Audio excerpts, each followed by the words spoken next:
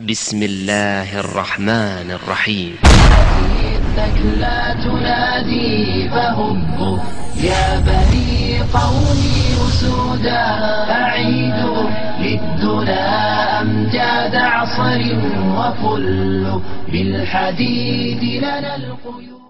13 verse 8.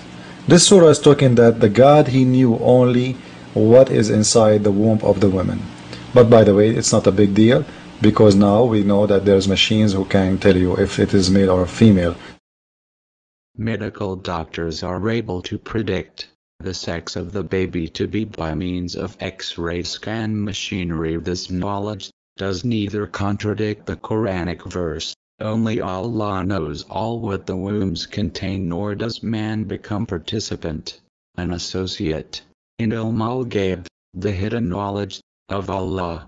Refers to that type of knowledge which is self-present, not derived through apparent means, etc., whereas the doctors can only tell by means of X-ray scan machinery and other apparatus. The verse of the Quran refers to that knowledge which is omnipresent and neither derived nor acquired, and this is exclusive to Allah Almighty. Only Allah Almighty knows various conditions, specifications and circumstances of the womb, whether the fetus it contains is male or female, normal or abnormal, full-term birth or premature, normal birth or caesarean section, and what the exact date and time of birth shall be, and most important, what the fate of the child will be, pious or villainous, and fortunate or unfortunate. All these aspects are known to Allah Almighty when the fetus is still in the mother's womb. Prophet, peace and blessings be upon him, said, after the nutfa drop of semen is in the womb for 40 or 45 nights, the angel enters and says, My Lord, will he be good or evil? Both will be written. Then he says, My Lord, would he be male or female? Both will be written. In addition, his deeds, actions, death and livelihood will be recorded. Then his document of destiny is rolled, and there shall be no addition to it or subtraction from it. Also, Allah's Messenger, the true and truly inspired, said, every one of you is collected in the womb of his mother for the first 40 days in the form of a seed, and then he becomes a clot for another 40 days, and then a lump of flesh for another 40 days. Then Allah sends an angel to write 4 things. He writes his deeds, time of death, means of his livelihood, and whether he will be happy or unhappy in the hereafter. Then the soul is breathed into his body. So a man may do deeds characteristic of the people of hell until there is but an arm's length between him and hell, and that which has been written by the angel overtakes him, and so he begins to behave like the people of paradise, and thus he enters it. Similarly, a person may do deeds characteristic of people of paradise until there is but an arm's length between him and paradise, and that which has been written overtakes him, and so he behaves like the people of hell, and thus he enters it. There is a man, he came to the Prophet, and he said to him, Hey Prophet, pray for me. My wife, she is pregnant for 4 years, and until now she did not do delivery. And before, scholars such as Ibn Hasim al-Andalusi confirm it to be a fabrication, i.e., a false or made-up story. This story was made up by somebody after the Prophet Muhammad passed away. So Muhammad did not make this story up. On the same page of Tafsir al-Qurtubi, the one he used, the following is written. Abu Omar said, this matter has no source, which means it is inauthentic.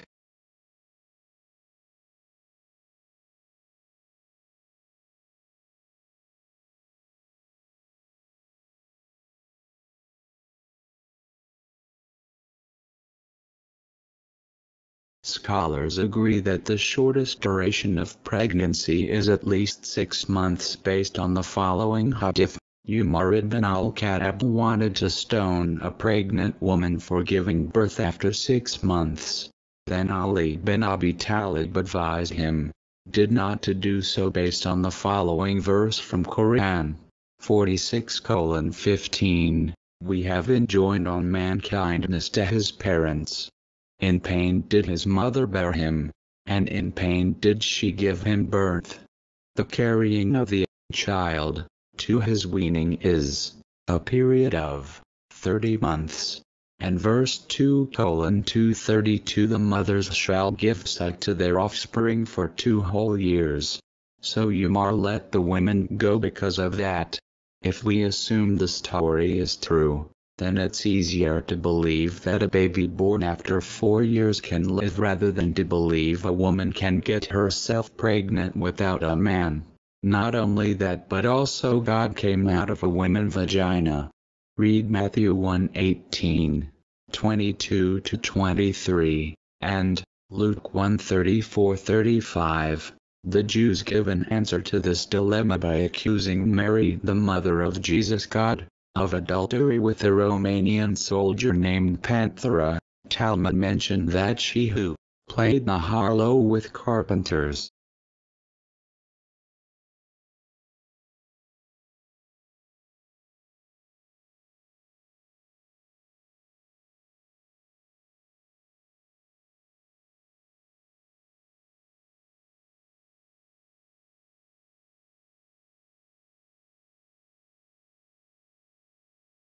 הסרט השני.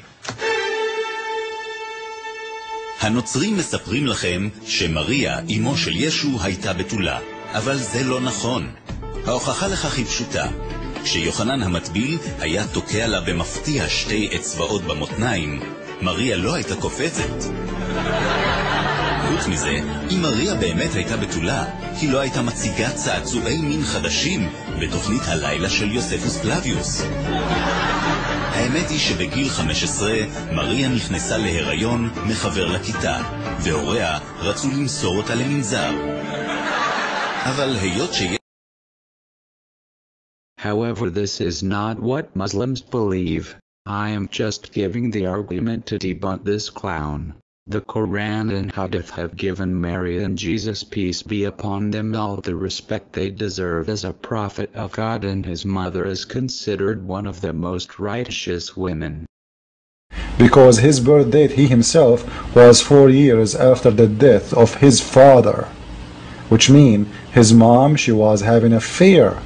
So Muhammad was trying to prove himself that I am not the only kid can be his mother pregnant for 4 years.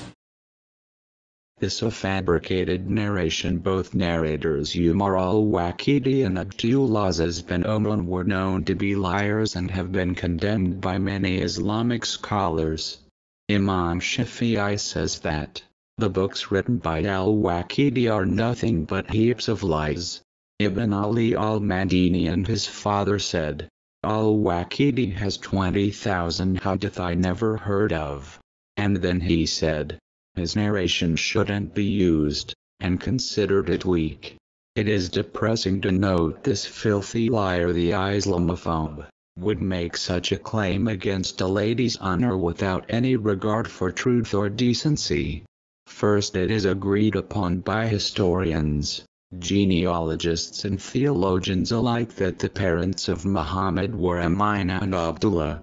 One Ibn Kathir states he, Muhammad, was the son of Abdullah, who was in turn the son of his father Abdul Muttalib. 2. Karen Armstrong names Muhammad's father as Abdullah. 3. Prophet Muhammad told us who his father was, Abdullah, whilst giving his genealogy to us.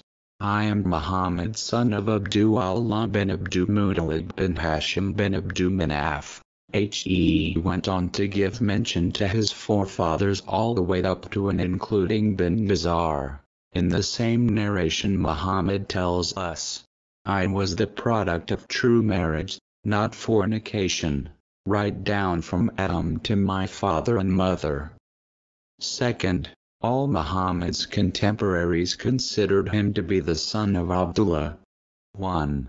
Whilst agreeing the contract/treaty of Hudaybiyah, the Prophet initially wanted his name signed as Muhammad, the Messenger of Allah, but his enemies disagreed and wanted him to use his own name and the name of his father, and thus the treaty was signed with the name Muhammad, the son of Abdullah. Thus showing even the enemies of Muhammad considered Abdullah to be the father of Muhammad too, narrated Abdullah bin Abbas.